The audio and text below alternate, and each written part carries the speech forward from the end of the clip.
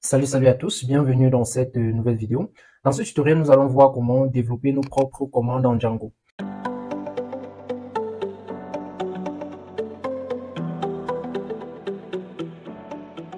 Généralement, pour lancer par exemple le serveur, vous tapez Python manage run server. Mais comment cette commande a été développée? Par exemple, pour créer une application, vous faites Python manage start app. Tout ça, ce sont des commandes que vous tapez dans le terminal pour exécuter certaines tâches. Mais il peut arriver que vous voulez créer vos propres commandes. Maintenant, avant de créer vos propres commandes, vous devez répondre à 4 questions. La première question, c'est l'objectif. Quelle tâche spécifique votre commande doit-elle accomplir? Quel problème essayez-vous de résoudre? Quand vous avez répondu à cette question, maintenant vous passez à la fonctionnalité. Quelle action la commande doit-elle effectuer? Doit-elle interagir avec des modèles, des bases de données ou des services externes? Après avoir répondu à la fonctionnalité, vous passez à la troisième question. Arguments et options. La commande nécessite-t-elle une entrée de l'utilisateur tels que les arguments ou des options? Si oui, quel type de données accepte-t-il? Donc, si votre commande doit-elle accepter des paramètres, des arguments, alors vous devez savoir ces arguments et leur type. Et enfin, la sortie. Quel type de sortie la commande doit-elle fournir? Doit-elle imprimer des messages dans la console, écrire dans un fichier ou mettre à jour la base de données? Donc, quand vous avez répondu à ces 3 questions, alors vous pouvez commencer à développer la commande. Donc, c'est ce que nous allons faire par exemple. Je vais développer une commande qui reçoit par exemple un nombre et affiche dans la console si ce nombre est supérieur à 10 ou pas. OK?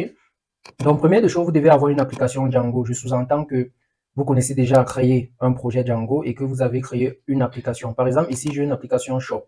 Donc, ce que je vais faire déjà, il faut créer un dossier à l'intérieur. Ce dossier, on va appeler Management. OK? Dans ce dossier, on va créer un autre dossier qui va s'appeler Commande. Maintenant, toujours dans Management, on va rendre Management comme un module en créant un fichier init. OK? Comme vous avez fait du Python, vous savez que pour rendre un dossier, un module, il faut créer ce fichier init.py.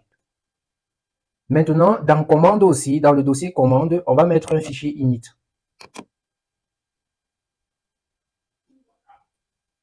Maintenant, le dossier commande doit avoir tous les commandes. En fait, les fichiers chaque fichier est une commande en fait. Chaque fichier qui va se trouver dans le dossier commande sera la commande elle-même. Ça veut dire quoi? Ici, par exemple, je vais créer un fichier que je vais appeler print par exemple number.py. OK, print number.py. Ça veut dire que pour exécuter cette commande, ça sera Python manage.py print number.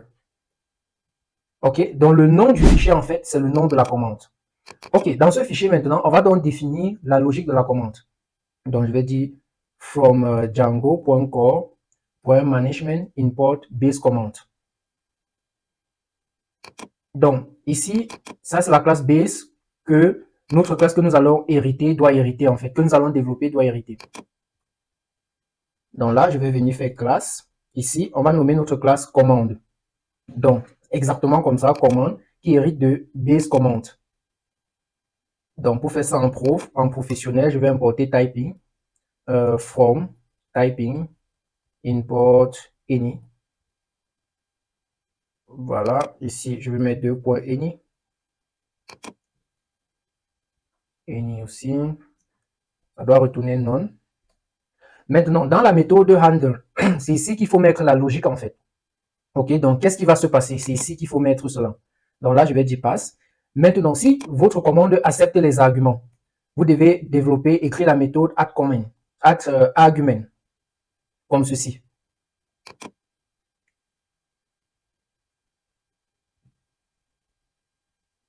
Donc là, nous avons deux méthodes. Nous avons la méthode addArgument et nous avons la méthode handle. OK? Donc, si par exemple, je vais accepter un nombre, n'est-ce pas? Je vais dire passe à, donc cet argument passe à ici. addArgument. Ici, je vais passer le nom de l'argument. Comme ceci, je vais dire que c'est le nombre. OK, donc addArgument, c'est number, donc c'est le nom que je donne. Le type serait int. Et maintenant, un message d'explication. OK, par exemple, number of time to print the message. Donc, c'est juste un message d'explication dans le her. Donc, toujours dans la classe commande, vous pouvez aussi mettre un herb, comme ceci. Voilà, par exemple, print a message a number of times. Donc, c'est juste un message qui permet en fait de décrire ce que la commande fait. OK? Donc, après ça, vous venez dans handle même, parce que handle, c'est handle qui écrit la logique de la commande. Là, par exemple, je vais prendre le number qui a été entré. Donc là, qu'est-ce que je fais? Je dis number est égal à option number. Option, c'est ceci. OK? Number, c'est ce qui a été passé juste ici en haut. Là, qu'est-ce que je peux faire? Je peux dire if. Bon, je peux dire par exemple if number est supérieur peut-être à 10. Je vais faire un serve, un standard output, point write. Je peux donner le style aussi. Par exemple, source-site. OK. Là, j'affiche le nombre. Donc, ce que je fais ici, donc si c'est plus grand que 10, je fais un standard output write. Et ici, je pourrais directement passer le message, mais vous pouvez aussi mettre du style avec serve.style.source-site. Voilà, et ici, je dis number is, j'affiche juste le nombre. Donc, au cas concret, je vais dire else serve standard output point write. Et là, je fais un serve style.error. Et là, je mets le formatting. Number is less than, on va dire, than 10.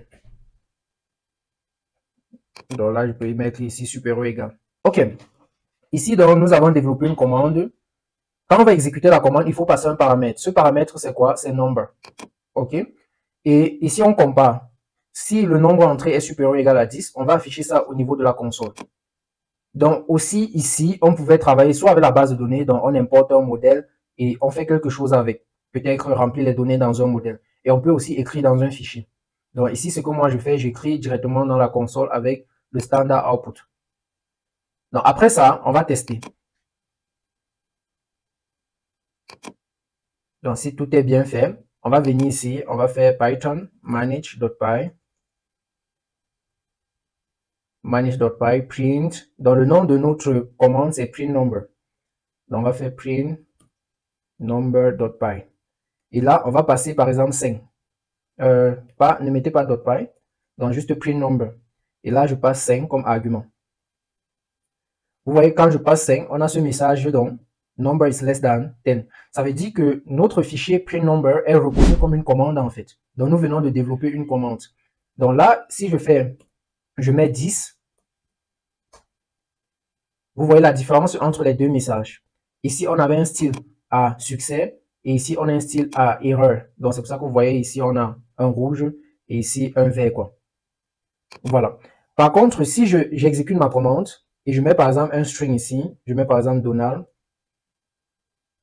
vous voyez que là, nous avons une erreur. OK? Parce que Donald, en fait, n'est pas le type de données que nous avons dit que nous allions entrer ici. Mais vous voyez que l'erreur n'est pas spécifique. D'accord? Donc, généralement, quand vous avez reçu la commande ici, vous pouvez donc faire un try. OK? Un try except block. Voilà, c'est tout pour ce tutoriel. Si vous avez aimé, vous laissez un pouce bleu. Alors, à nous revoir dans une prochaine vidéo. Et si vous souhaitez devenir développeur Django, alors j'ai fait une formation de plus de 40 heures qui se trouve sur Udemy, dont le lien est en description.